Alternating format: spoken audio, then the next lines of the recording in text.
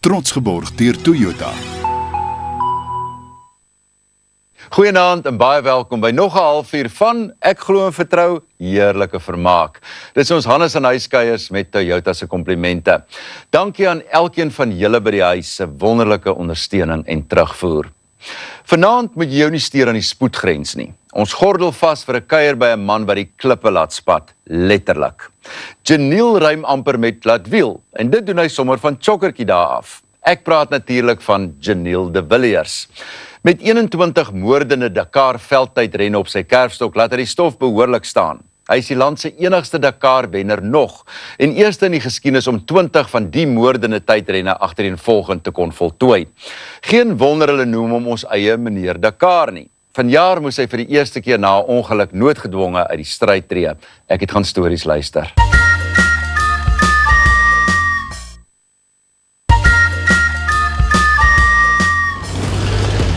Hy spin reeds as 4-jarige chokker weg met 'n grassnyer enjin kaskar met kruiwawiele wat sy pa vir hom gebou het. Hy jaag al die pad van Berrydale, sy grootworddorp, tot oor die Dakar wenstreep in 2009 in Saoedi-Arabië. Die sowat 3 dekades tussenin lui soos iets uit 'n surrealistiese Hollywood blockbuster. 4 motortoertitels, 20 keer onder die Dakar top 10 en naalbyt wieleavonture sonder weerga. Van Janiel de Villiers is Suid-Afrika se eie internasionale motorwedrenster. Hy het die Oscar van uithourenne, die Dakar-titel al huis toe gebring en maak ons trots keer op keer. Wie die eintlike Janiel is as sy voet nie op die petrolpedaal is nie, dis wat ons vandag gaan probeer uitvind. Janiel, nou jy sien ek sit hier met 'n das en 'n pak klere en Ja, ek is 'n bietjie underdressed, obviously vir die interview, maar obviously is ons mos nou heeldag in ons noem dit die baby grow, die racing suit. ja. Pakklere. Ek dink ek het een pak klere en dis die pak waaraan ek getrou het, so. Jou naam. Daar was seker al vreemde uitsprake met jou naam. Ek is al gewoond aan allerhande uitsprake, Janiel, Janiel, jy weet allerhande goeters, maar my oupa se naam was Gideon Daniel. En hulle het toe die twee bymekaar gesit, die GI van Gideon en die Neil van Daniel. Toe kom hulle by Janiel uit. Jy het ergens gesê dat om motorwedrenne te ry is minder gevaarlik as mens met jou gewone motor op 'n gewone pad ry. Ek dink nog steeds so. Ek onthou ons is vasgestrap, ons sit in 'n bucket seat. Ek het 'n 5-punt harnas aan, ek het 'n helmet aan. Almal weet wat hulle doen. Daar's nie mense wat jy weet dronk bestuur doen nie. Hy wou nou gesê daar's nie taksies nie. Wel, dis dalk een van die goed ook. As daar een ding is wat ek sou kon verander in die land en ek weet nie dit was altyd so. Daar was altyd borde op die highways wat gesê het hou links, gaan regs verby. En almal ry stadig aan die regterbaan, jy weet, en dit maak dit ontsettend gevaarlik en dit skep verkeer. So Maar hou jy by die spoedgrens? ek ry partykeer 'n bietjie vinnig, maar oor die algemeen is ek eintlik 'n redelike rustige bestuurder op die pad. Verduidelik vir ons in die motor wat veiligheid aanbetref. Daar's ook iets soos ek weet regtig baie min van die motor, so ons gaan alles uitvind saam hierso vandag. Daar's ook rollbars of wat noem mens dit? Ja, jy het 'n rolbaar om jou wat jou dis is deel van die chassis van die kar. So as jy rol, hou is dit basies 'n safety kokon om jou. Is daar lugsakke in die motor? Nee, daar's nie lugsakke nie. Nee, die forces of die goeters, jy weet as ons ry is te hoog, so ek dink hulle gaan afgaan as hulle nie moet afgaan. Ek gaan dalk seker 'n dom vraag vra, maar kan mens toet ook op in Hy het 'n hoeter, hy het 'n Rarig? hoeter. Ja. Ons het 'n stelsel in die kar as jy by 'n ander wil verbygaan, dan ons noem dit 'n sentinel, so jy druk 'n knoppie en dan lei daar 'n ding binne in die ander ou se kar wat wys hier's 'n kar wat verbykom. Maar party ouens gee nie pad nie, so dan gebruik jy nou die hoeter ook nou daarbey. En wat is die ding van die hitte? Dit raak warm in die kar, dit kan tot 70 grade raak. 70 grade? Ja. Met daai baby grow pakkie ding als aan? Met die pak, ja. Ja, jy moet onthou die engine en die goed sit hier langs jou. So daai ding raak ons nou baie warm. So en die kar het nie, jy weet nie isolasie of enigiets so iets nie. So als vir gewig. Gideon Daniel de Villiers gee op 25 Maart 1972 vir die eerste keer gas op Berrydale. Hy is sy ouers se oudste en die 2 jonger sissies. Hy word op die plaas groot waar hy vir homself renbane bou en smiddag na skool met sy kaskar voet in die hoek sit. Groot geword plaas Berrydale. Lekker kinderjare. Ek moet jou sê ek was mal oor die plaas toe ek groot geword het. Ek dink jy kan 'n beter vir 'n beter lewenstyl vir as jy groot word. Jy speel, jy ry trekker. Dis waar ek leer ry het. Ja, hoe oud was jy toe jy trekker begin ry het? Nee, ek was hier 4, 5 jaar oud. Ek onthou nog, ek moes met al twee voete op die klats van die trekker staan om hom in te kry. So ja, dis waar ek begin het, maar jy weet, jy kan sulke goed kan jy net op die plaas doen. Ja, maar pa was ook baie lief vir motors. Waar sou jy sê die ding begin dat jy besef dit is wat ek wil doen? Kyk, my pa was mal oor motors, nommer 1, maar hy was mal oor motorwedrenne en rallies spesifiek, en hy het ook self 'n bietjie rallies gery op sy dag. En hy het my altyd saamgevat na om te gaan kyk na hierdie rallies. Jy weet, dit was vir my fascinating. En obviously, hy het vir my 'n klein go-kart gebou op die plaas toe ek 4, 5 jarige laaitie was ook. En ek het my eie bane uitgesit en ek het races gery en ek het myself getime. My pa het toe 'n motorbesigheid gekoop in Durbanville. In Durbanville. Toe het hy vir hom 'n karretjie aangeskaf vir Opel Ascona vir R2000 en hy het toe self gery. Ek was toe eendag saam, toe ry ek vinniger as hy. En toe sê hy nee, okay, dan moet jy nou maar ry. En dis toe waar ek begin ry. Toe jy nog op skool? Toe ek nog op skool. Ja, ek was 17 gewees, 16 of 17. En ek dink dit is waar die ding my toe gebyt het. Maar daai eerste wedren het jy laaste gekom?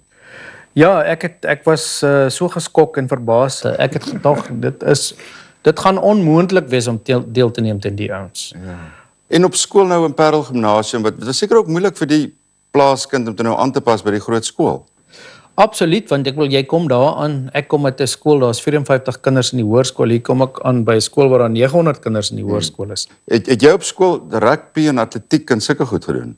Ja, absoluut. Kyk, in Parel Gim moes jy rugby speel, dit was 'n groot rugby skool. Ek was nie 'n baie goeie rugby speler nie, want ek is nie 'n groot ou nie, en ek onthou nog op Berrydale was ek dink ek was 12 jaar oud, toe speel ek vir die onder 19s. Want daar was nie genoeg seuns in die skool nie. En ek onthou nog hoe bang ek was. Ek het weggehardloop van die bal af as ons speel teen, jy weet, groot skole soos Bonnievale of Oudtshoorn. Is eintlik 'n wonderwerk dat ek daar dood is. In een van daai rugbywedstryde nie. Maar ja, Parel gespeel vir die F-span en maar dit was baie lekker. Dit was, jy weet, jy moet net deelneem. Jy moet net deel wees van die groep en dit was kry. Maar jy het ook 'n bynaam gehad.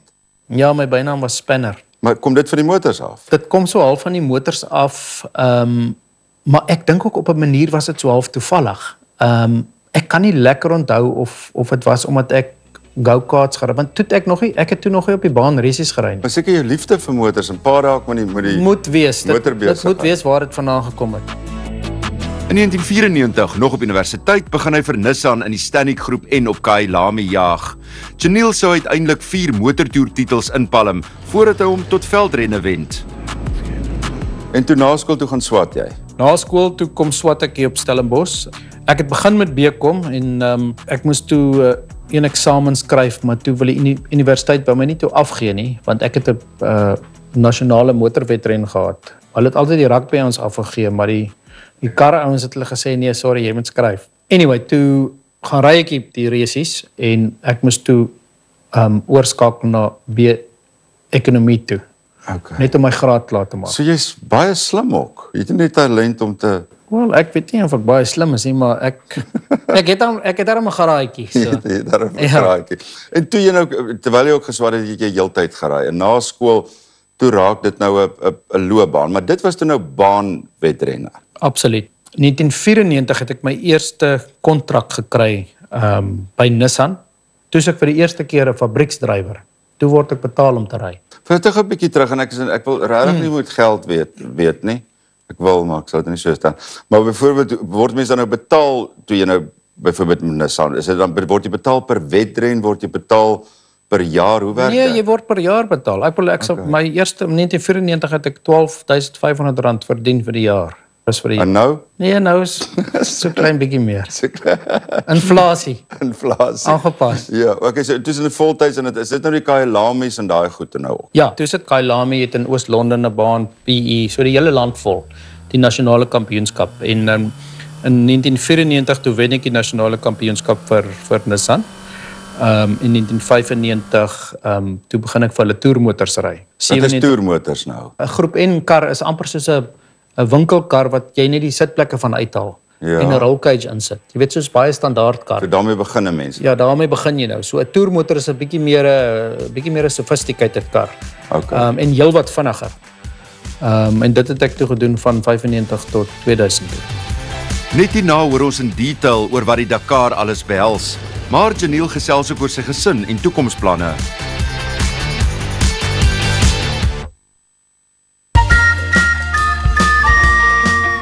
Toe Nissan sy fokus van baanrenne na veldrenne verskuif, is Janiel in.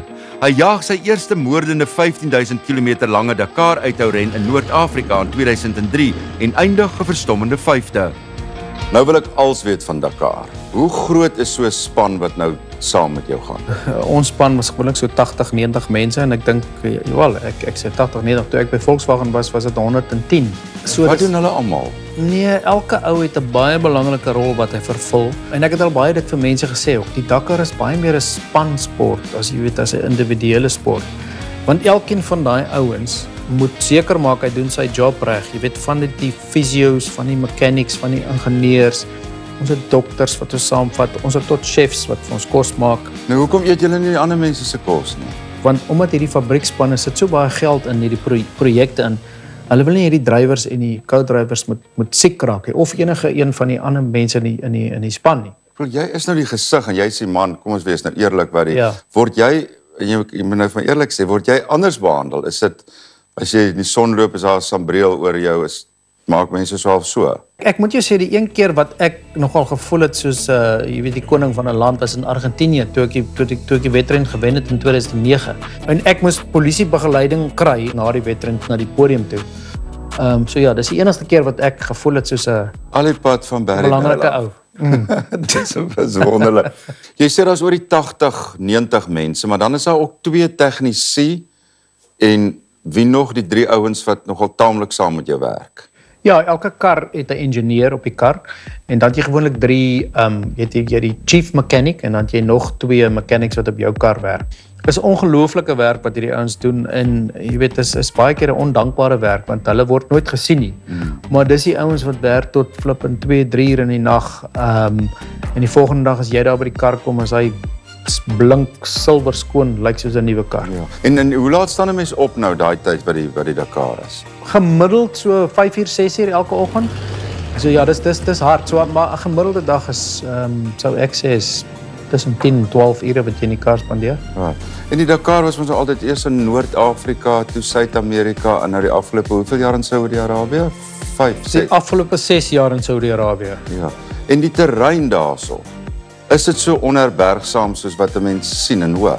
Dis mooier as wat ek gedink het. Ek bedoel laas mos daar baie min van ons wat ooit in Saudi-Arabië gekom het. Maar die woestyn is die woestyn. Die woestyn, jy weet, soos die woestyn in Afrika.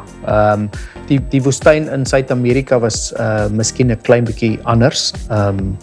Meer berge, meer paaie wat 'n ou op ry. Maar jy weet elkeen is uniek. En verander die roete nou die afgelope 6 jaar in Saudi-Arabië? Is dit dieselfde roete elke jaar? Elke jaar kry hulle nuwe roetes en dis elke jaar heeltemal 'n nuwe snelwege. Ja. En baie mense as ek seker sê, okay, 2 weke 'n jaar is dit die Dakar. Ja. Wat doen jy die res van die ander 52 weke? Vra mense dit vir jou? Ja, en dan sê ek vir hulle ek doen net my bes. Maar nee, ek joke.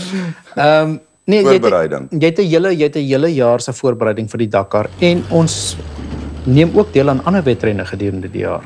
En dan ook as 'n ou vir 'n vervaardiger ry, soos wat ek die laaste 14 jaar was ek by Toyota. Jy doen baie advertensies vir hulle, jy doen baie promosies vir hulle, jy toets baie karre vir hulle. So daar's 'n hele klomp goed. Wat ek nou nie verstaan nie, dit moet nou vir my mooi, want ek het gesien dit is gym en dit is fiets en jy oefen. Ja. Maar jy sit dan nou in die motor. Hoekom moet mens so fiks wees? Dis baie moeilik om vir mense te verduidelik hoe fisies dit is in daai motor. Die ding wat jou stop oor rowwe terrein om vinniger te gaan is jou lyf. Jy kan fisies kan jy nie die dit voel soos 'n bokser wat jou slaan van alle kante af. Jy kan nie die punishment fisies kan jy nie meer vat nie. So dan moet jy vol van die skit in die terrein skit en die G's. Partykeer spring ons af in gate in, jy weet dan trek jy Jy kan maklik 8, 9 G's trek met 'n landing Wat is G's nou? 1 G, dis jou gravitasie. So as jy 80 kg weeg en ons doen 5 G's, is dit 80 maal 5. So dis so goed soos 'n force van 400 kg van die kant af. En senuwees? Is heeltemal normaal. Ek dink jy moet butterflies hê so voor 'n start van 'n reis. Maar as ek op die startlyn is, sal ek dit kry. Nie te lank voor die tyd meer nie. Maar nie bang nie. Nee, nie bang nie. Nee, glad nie bang nie. Nee, meer 'n excitement. Ja. Jy weet, dis maar adrenalien. En wat is die storie van die botteltjie Bovril wat jy altyd saam met jou ry? Ja, ek het altyd so 'n botteltjie Bovril aan die kant van my deur. Jy weet, in die Dakar sweet jy mos baie. So jy soek altyd iets souts. So ek vat altyd vir my neute en ek vat vir my biltong en ek vat 'n blikkie Bovril. En ek lek sommer so uit die blikkie Bovril. Net so van dis handskoene en goed tog nou. Hoe eet jy nou? Ja, as ek nou klaar die sneldeel gery het en ek het my handskoene uitgetrek. Maar jy kry daai soutigheid. Tydens 2009 se Dakar lig hy die trofee vir Suid-Afrika se eerste wen. In sy 20 deelnames daarna eindig hy 20 keer onder die top 10, waarvan 15 onder die top 5 is. Hy spog met 4 tweede plekke en 3 derde plekke. Hy staan bekend as die man ter wêreld wat die mees agtereenvolgende Dakars voltooi het in die geskiedenis van die moordende wedren, 'n totaal van 21. Hy sou die uithouren slegs 1 keer nie voltooi nie, vanjaar.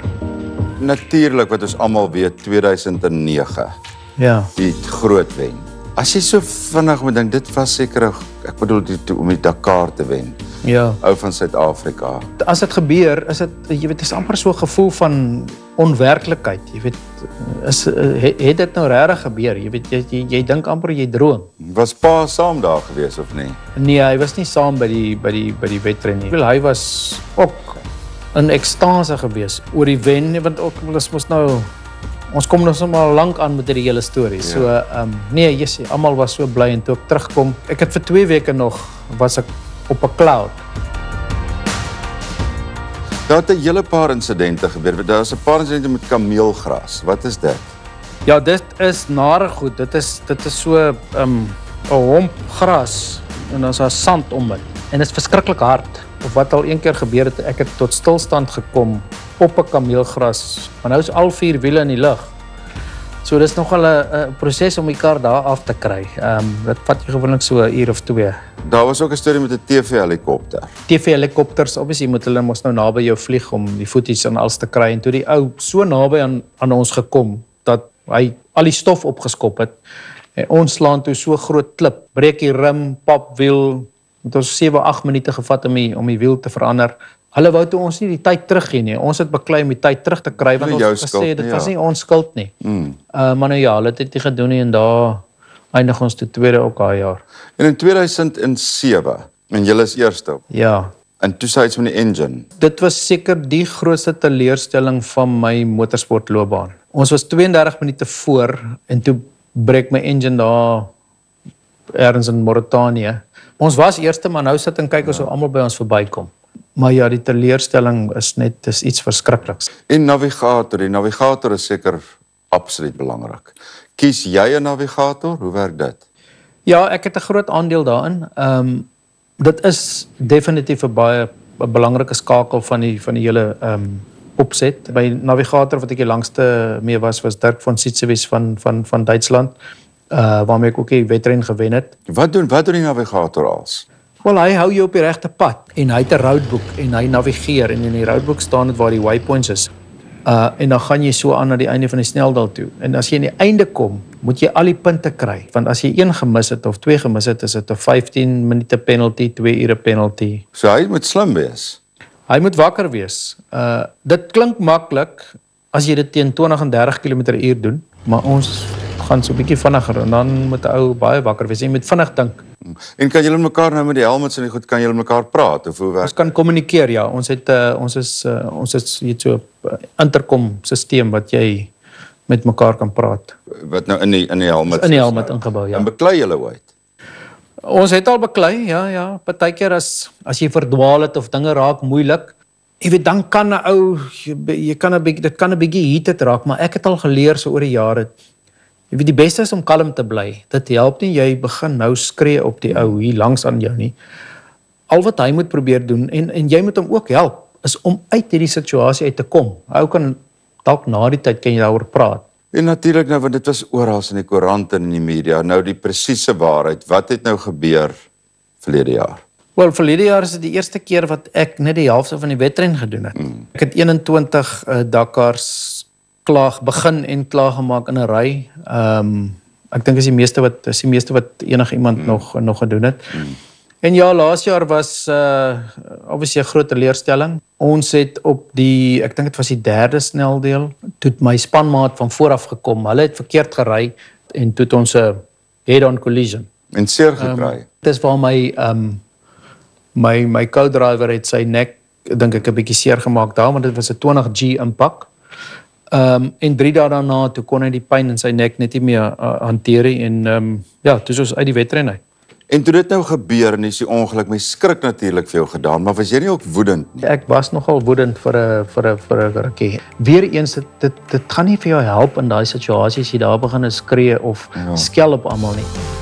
Het Janiel al besluit op sy toekoms? Gaan daar nog 'n Dakar wees of gaan hy meer tyd by sy gesin spandeer? En toe na dit het baie mense, nou ons onder die regte storie hoor, baie mense was in die koerant ook dat jy nou afgetree het. Is dit waar? Ek weet nie waar die narrative na gekom het dat ek nou gaan aftree nie. Ek wil dit klink so finaal. Dit was my laaste jaar saam met Toyota Suid-Afrika en Toyota Gazoo Racing Suid-Afrika. En ek is baie dankbaar, ek was 14 jaar saam met hulle, ek het wonderlike tye saam met hulle gehad, maar in Maart het my kontrak met hulle tot 'n einde gekom. En ja, ek is nou oop vir die volgende chapter van my lewe. Ek het nou geteken vir 'n private span in Suid-Afrika. Ek wil nie nou al by die huis sit en nie meer die adrenalien in my are voel nie. So, jy weet, en kom ons kyk wat gebeur. So dis nie klaar nie. Wel, maar ek moet vir jou eerlikwaar sê as ek nou so rondkyk, motorwedren het vir jou goed gedoen. Ek was baie fortunate. Baie mooi. Ek dink daar's baie min laities wat toe hulle begin het toe ek 'n laaitie was en wat so lank betaal word om te doen waarvoor jy baie lief is. En jou gesin, ons het ek nou jou mooi vrou gesien. Ja, ek was baie gelukkig daarso. Regte plek, regte tyd. Hoeveel kinders het julle? Ons het 3 kinders, ja. Sy is redelik besig met die kinders. Ek dink dat haar amper meer besig as wat die karre my besig hou. Maar ja, nee, sy is in die wynbedryf en sy is baie lief vir wyn.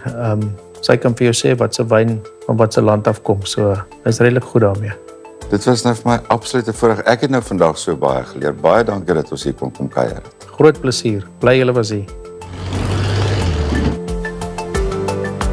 Janiel de Villiers, 'n naam wat in goue letters in die boek van motorrenjaars wêreldwyd opgeskryf is.